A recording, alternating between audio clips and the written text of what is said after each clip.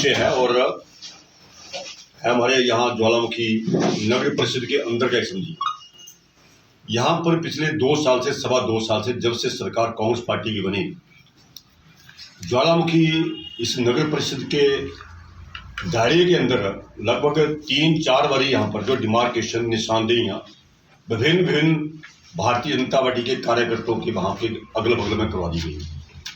मिलता कुछ नहीं है, केवल मात्र तंग करने के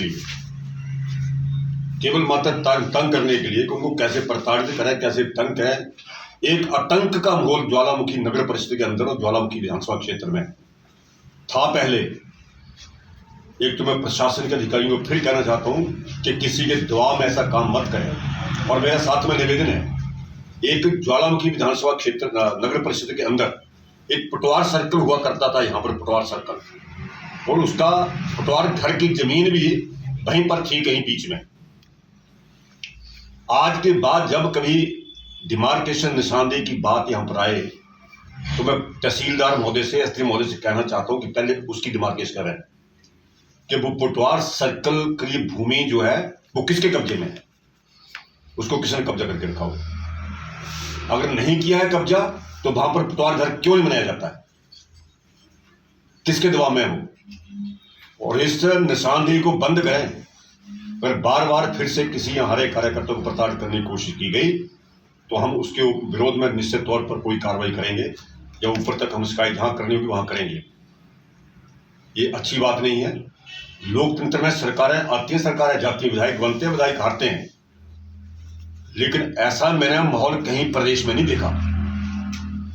यहां नल लगाने के लिए भी जिनके पास जल जीवन मिशन, भारत सरकार की योजना, नरेंद्र भाई मोदी जी पैसे दे रहे हैं, मना कोई नहीं है, लेकिन यहां पर जिसका सैंक्शन है वो भी कहते हैं विधायक से साइन करके लाओ।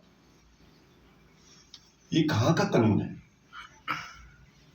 कांग्रेस की सरकार बनेगी तो बीजेपी वालों को पानी बंद कर देना क्या?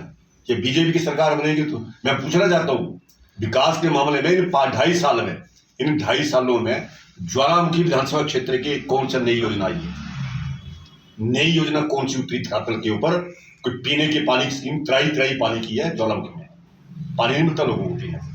जो स्कीम मैं लेके आया था वहां से, और एक पूरा गुड़ी तक का इलाका सड़क पर थे ना, जो हमारी 11 पंचायत है, आज उसका बुरा हाल है, पूछने वाला कोई नहीं है।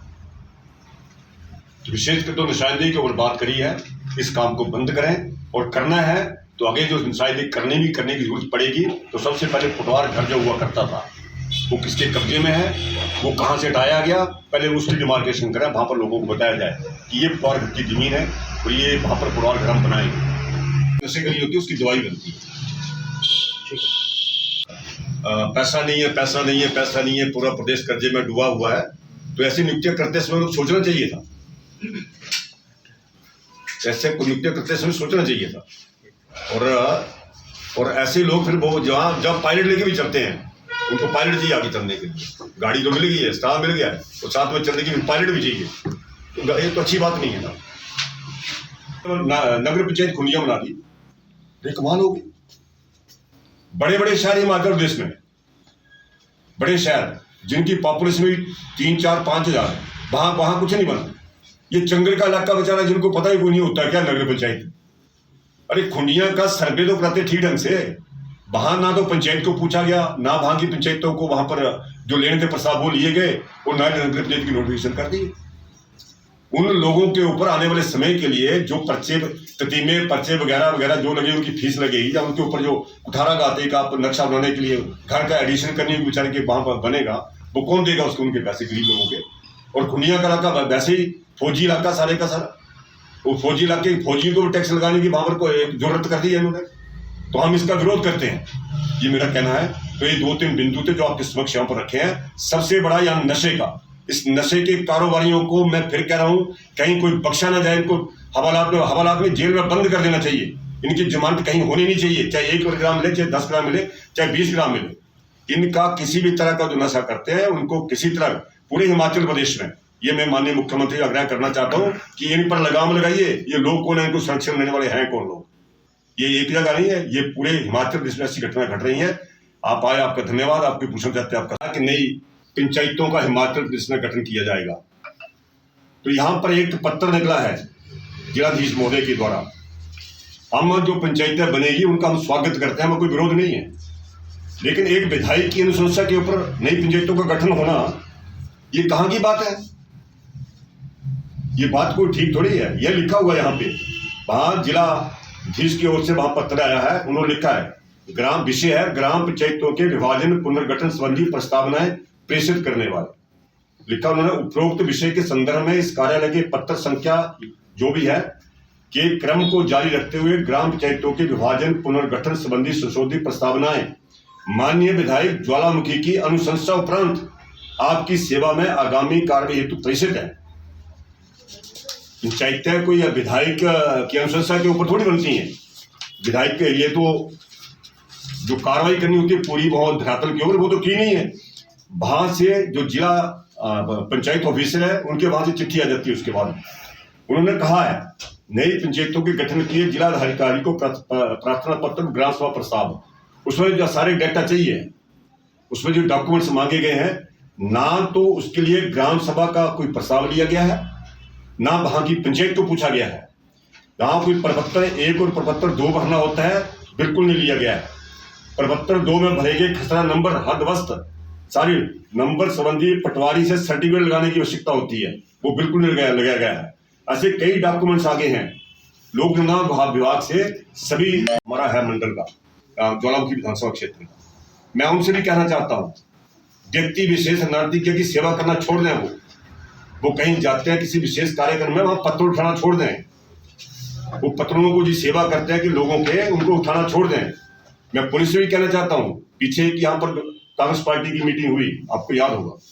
उस मीटिंग में कांग्रेस पार्टी के प्रवक्ता आए थे प्रदेश के, उन्होंने हमारे विधायक के प्रति कोई अभद्र टिप्पणी वहां पर कही है। हम भी उस समय शोभा नहीं देता, वो टिप्पणी करना चाहे कोई भी है, उसको शोभा नहीं देता है, लेकिन टिप्पणी जिसने की उस पर कोई कार्रवाई नहीं की। जिसने टिप्पणी की वो, उसके ऊपर कोई कार्रवाई नहीं है पुलिस ने की। अलबत्ता किसी ने उस पोस्ट को, क्योंकि सोशल मीडिया का जमाना है, मीडिया का जमाना है, वहां पर वायरल हो गई, तो एक हमारे व्यक्ति ने, हमारे कार्यकर्ता ने उसको वहां मैंने कहा फॉरवर्ड कर दिया, या उसको लिख दिया और कुछ उसके, तो उसके ऊपर FIR दर्ज कर दी।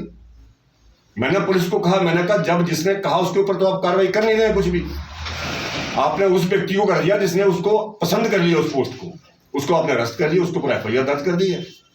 ऐसा जो एक दोहरा कानून यहाँ ज्वालामुखी में चल रहा है, मेरा पुलिस से, यहाँ के DSP से, यहाँ से SHO से और यहाँ प्रशासन से मेरा एक अनुरोध रहेगा, नहीं तो हमें सड़कों पर कूदना पड़ेगा। हमें कोई ये देखेंगे कि यहाँ पर हम इन सेंट बजा देंगे हमारे कार्यकर्ता को, ऐसी बात की गई। तो तीसरा बिंदु हम आपके सामने रखना चाहते हैं कि अभी किसी को आकर्षित कर सकते हैं, तो मैं तो ये यहाँ की पुलिस प्रशासन जो ज्वालामुखी का है विशेषकर, वो बजाय इसके कि राजनीतिक उन गुरुओं के संरक्षण में, उनकी सेवा में हमेशा लगा रहे।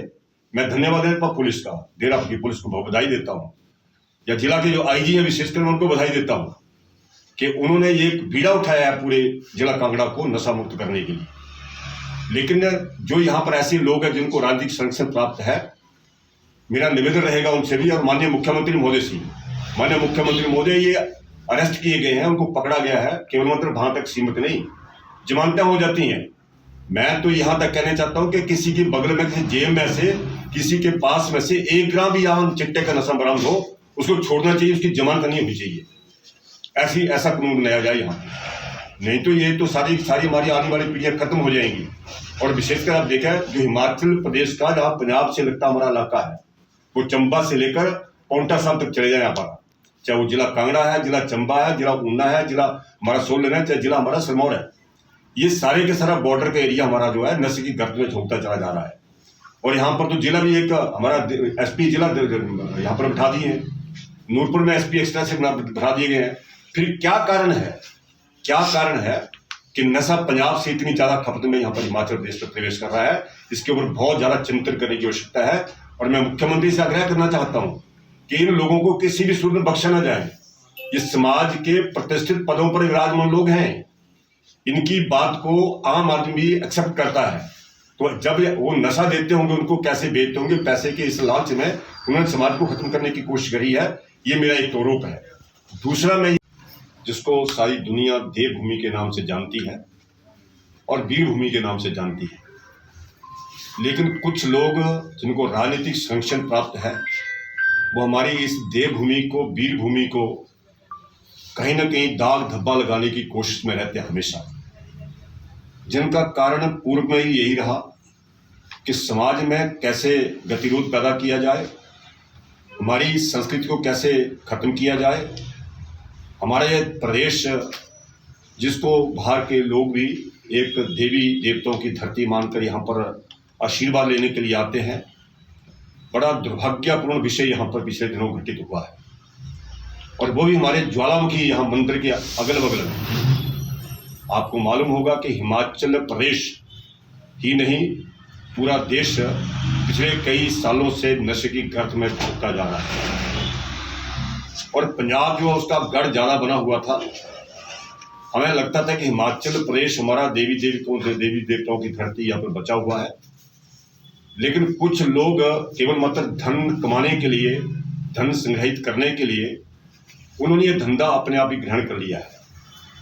और आप देखते हैं कि जहाँ जिस समाज को, जिस देश को, जिस सभ्यता को, जिस संस्कृति को खत्म करना होता है उसको नशे की गर्त में धकेल दो, वहाँ लड़ाई की आवश्यकता नहीं होती, वो अपने आप खत्म हो जाता है। और उन लोगों को राजनीतिक संरक्षण प्राप्त है, मेरा ये एक आरोप है। यहाँ ज्वालामुखी मंदिर के अगल बगल में, और जो लोग समाज को बदलने के लिए हमेशा वहां पर काम करते हैं, मंदिर में वहां पर सेवाएं देते हैं, या चुने हुए प्रतिनिधि है लोगों के बोर्ड के द्वारा चुनकर आते हैं, उनके पास से, उनके बगल में से, उनके जेब में से, उनके जहां भी वहां है वहां से चिट्टा नशा बरामद होना बहुत दुर्भाग्यपूर्ण है। मेरा ये एक आरोप है कि एक तो उनको संरक्षण किसका प्राप्त है, वो है तो वो किसके साए में यहाँ पर पड़ रहा है, केवल मात्र आज की बात नहीं है। मैं तो यहाँ पर चुनाव लड़ने के लिए पीछे है, लेकिन उससे पूर्व में भी आपको याद होगा क्या चंदन तस्कर भी बहुत ज्यादा भारी संख्या में हुआ करते थे, उनको भी एक राजनीतिक संरक्षण प्राप्त था। और ये वही लोग हैं, मैं तो मेरा आरोप है, ये वही लोग हैं जो पैसे की इस मोह माया जाल में हमारे इस समाज को, हमारे आने वाली जो पीढ़ी है उसको खत्म करने के लिए लगातार प्रयासरत रहते हैं। हमसे जुड़े रहने के लिए हमारे YouTube चैनल को सब्सक्राइब करें और नई वीडियो की नोटिफिकेशन के लिए बेल आइकॉन को दबाएं। अगर आप ये वीडियो Facebook पर देख रहे हैं तो लाइक जरूर करें और ज्यादा से ज्यादा शेयर करें। इसी तरह के और भी अपडेट्स के लिए फॉलो करें हमारा Instagram पेज himachal.ke।